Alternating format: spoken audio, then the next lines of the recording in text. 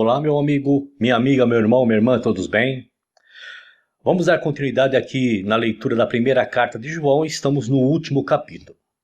Só que antes de nós começarmos a ler, eu preciso dar uma informação a vocês, tá bom?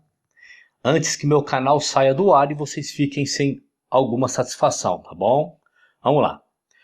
Eu venho notando no meu canal que as visualizações, ou seja, as estatísticas do meu canal está travada.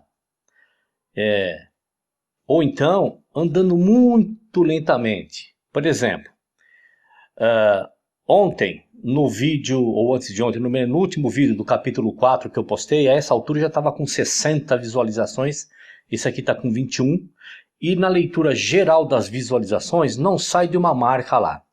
Pois bem, eu fui procurar saber o que estava acontecendo, fui lá no fórum de questionamento do YouTube e tal, tudo mais, eu cheguei à seguinte conclusão, que eu não sei se é a correta, mas é a que eu entendi. O que acontece? Então o que eu faço? Eu estou postando conteúdo aqui na plataforma do YouTube, certo? Certo. Ninguém trabalha de graça, é claro, não estou falando em relação a mim, estou falando em relação ao YouTube. Então eu posto conteúdo aqui, eu tenho pouquíssimas visualizações, like pouquíssimo também, né? Então o que o YouTube, a plataforma do Google, está percebendo? Não vale a pena ter este canal aberto na plataforma, porque o canal não tem visualizações suficientes para a gente jogar produtos ali, propaganda, né? Que isso é normal no YouTube. E por ser um canal muito fraco, de visualizações, de likes, enfim, tudo aquilo que vocês já sabem, então ele já começou a travar as informações, que segundo o que eu entendi, vai chegar um instante onde ele vai bloquear o meu canal, porque eu só estou jogando informação, ocupando espaço dentro da plataforma sem retorno para o YouTube. Então já estou dando a satisfação a vocês, que se caso sair do ar, não fui eu, tá certo? E a gente vamos postando o vídeo até onde dá, até onde o YouTube deixar, a gente vai postando aí conteúdo, que eu acho que é muito importante para todos nós, né? Bom, dito isto, lembrando então que os meus vídeos nunca foram ou serão para tirar a tua fé, seja lá do que for.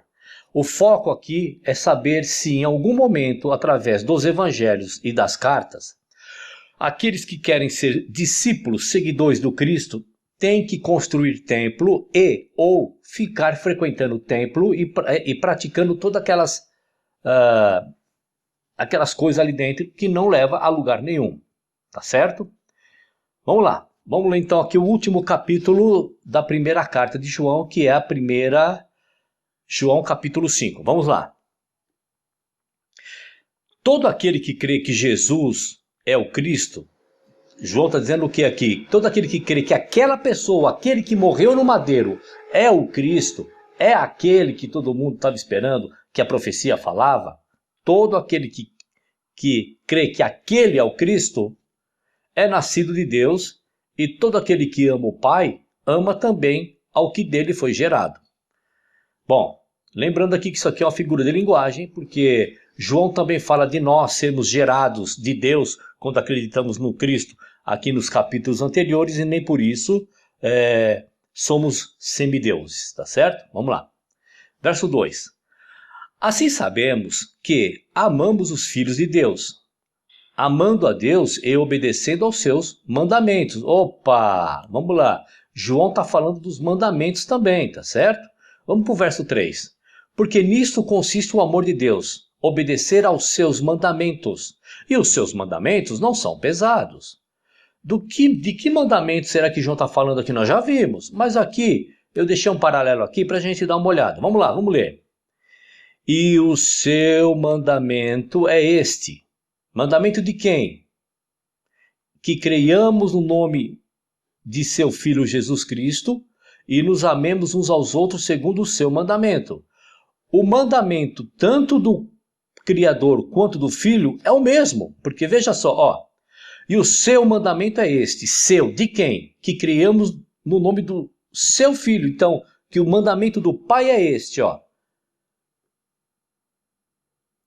Que creiamos no nome do Filho de Jesus e nos amemos uns aos outros segundo o seu mandamento. Tá certo? Então, quando João está falando de mandamento lá no capítulo 5, não podemos esquecer que no capítulo 3 ele identifica que mandamentos são esses. Tá certo? Porque João não é nóia, não é louco, não é nada para dizer que lá no capítulo, aqui no capítulo 3, ele diz que os mandamentos são o mandamento que é aquele que o Cristo nos deixou, e agora no capítulo 5, João agora está falando de 10 mandamentos. Não, João está falando da mesma coisa, tá certo? Verso 3, vamos lá.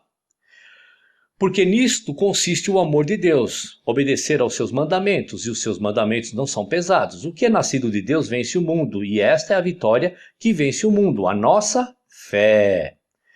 Quem é que vence o mundo? Somente aquele que crê que Jesus é o Filho de Deus. Quem? Aquele que morreu lá na cruz. Este é aquele que veio por meio de água e sangue, Jesus Cristo. Não somente por água, mas por água e sangue. E o Espírito é quem dá testemunho, porque o Espírito é a verdade. Eu quero parar um minutinho aqui e quero, antes de ler o verso 7 e o verso 8, dizer o seguinte para você. Dá uma olhada aqui, ó. Isso aqui eu tirei de uma Bíblia antiga, tá certo? E está escrito assim, ó, o verso 6 lá do capítulo 5. Este é aquele que veio por meio de água e sangue, Jesus Cristo. Não somente com água, mas com a água e com o sangue. E o Espírito é o que dá testemunho, porque o Espírito é a verdade, é o que nós lemos lá. Agora olha só o verso 7. Pois há 3 que dão testemunho, e veja que aqui tem um colchete, tá vendo o colchete aqui, meus queridos? Vamos lá, aqui abre o colchete e aqui fecha o colchete. Eu vou ler agora o verso 7, não lendo o que está dentro do colchete, tá? Vamos lá. Pois há 3 que dão testemunho: o Espírito, a água e o sangue. E os 3 são unânimes num só propósito. Bom, se você quer saber o que significa isso dentro, esses colchetes, na minha série de vídeos sobre a Trindade, lá eu explico detalhadamente, inclusive eu falo que não tem mais nas Bíblias que você compra hoje, não tem nada sobre colchete, sobre parênteses, itálico, negrito, que isso, sobre colchete aqui, meu querido, é uma inclusão, foi inserido aqui. Isso significa que não está no texto da onde foi tirado o verso 7. Então, voltando aqui, nós vamos para o verso 7, né? E nós vamos ler aqui e não lá o verso 7 e o verso 8, tá certo? Vamos lá, o verso 6. Este é aquele que veio por meio de água e sangue, Jesus Cristo. Não somente com água, mas com a água e com o sangue. E o Espírito é o que dá testemunho, porque o Espírito é a verdade. Pois há 3 que dão testemunho: o Espírito, a água e o sangue. E os 3 são unânimes num só propósito. Certo? Voltando aqui então, por que eu fiz isso? Porque os trinitarianos, se a gente pegar aqui vamos pegar aqui uma versão, deixa eu abrir aqui, tá? Vamos lá, pegar 1 João, capítulo 5, a versão que abre aqui, vamos lá. Olha como tá. Este é aquele que veio por água e sangue, isto é, Jesus Cristo. Não só por água, mas por água e por sangue. E o Espírito é o que testifica, porque o Espírito é a verdade. Porque 3 são os que testificam no céu: o Pai, a Palavra e o Espírito Santo. E esses 3 são um. Tá vendo como está aqui, ó, a conotação para uma trindade? Você entendeu, meu querido?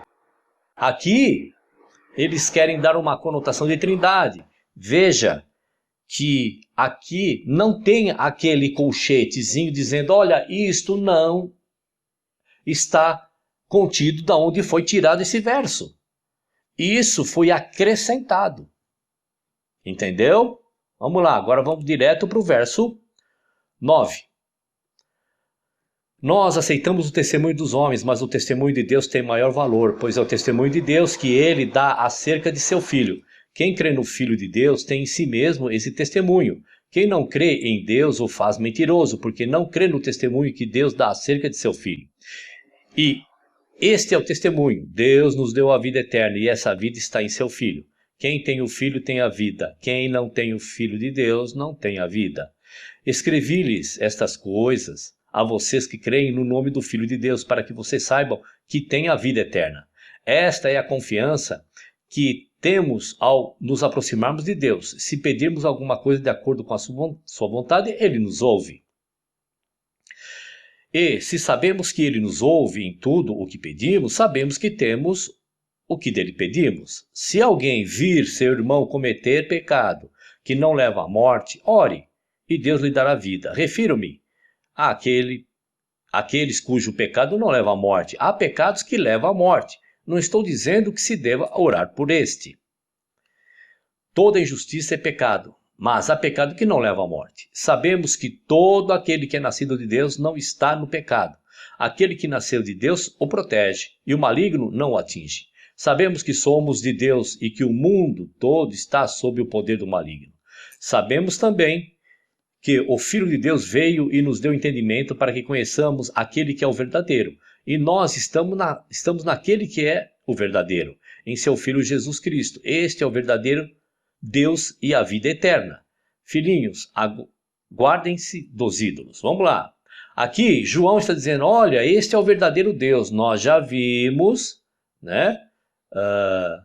Já falamos sobre quando é dada uma conotação de Deus e os apóstolos deram conotação de Deus para Cristo, nos evangelhos também, mas nós sabemos o porquê isso aconteceu. Se você quer saber, vá lá, assiste desde Mateus e venha, ou então vá lá na minha série sobre a Trindade, que lá também estou explicando detalhadamente o porquê. Só para te dar uma palhinha, olha só, Moisés foi chamado de Deus como Cristo foi chamado de Deus. Pessoas foram chamadas de Deus como Cristo foi chamado de Deus. E o próprio diabo foi chamado de Deus da mesma maneira que Cristo está sendo chamado de Deus aqui, tá certo? Uma metalinguística, uma metáfora, mas lá, nesta série, está muito bem detalhado. Tá certo? Legal que você veio até aqui, lembrando que eu não sei até quando o canal vai ficar no ar, porque, vou repetir, as visualizações são pouquíssimas, os likes, por exemplo, eu tenho lá 60 visualizações, tem 15 likes, e nem dislike não tem. Você está entendendo? Então, como eu disse no começo do vídeo, a gente vai postando os vídeos, as informações aqui. Legal que você veio até aqui, vamos aguardar aí a próxima carta de João, porque nesta primeira carta, no capítulo 1, 2, 3, 4 e 5, João em nenhum momento pede para alguém se tornar templo-centrista, construir templo e ficar debaixo de autoridade pastoral, enfim, tudo aquilo que você já sabe. Tá certo? Um abraço, meu amigo, e até o próximo vídeo.